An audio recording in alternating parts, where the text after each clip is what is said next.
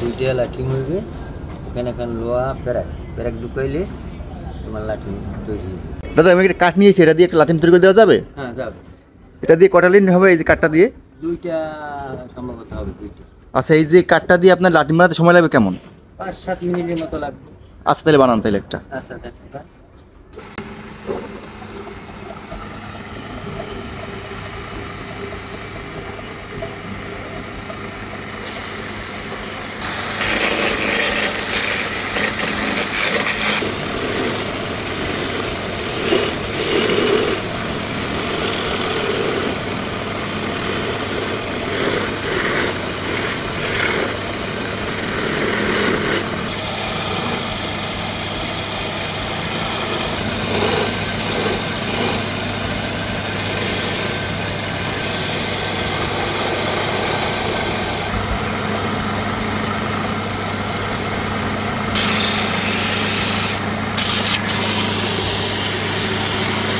দুইটা লাঠিম হইবে, এখানে এখন লোহা প্যারাক ঢুকাইলে তোমার লাঠিম।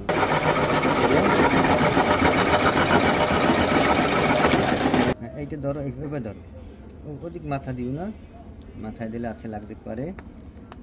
হ্যাঁ,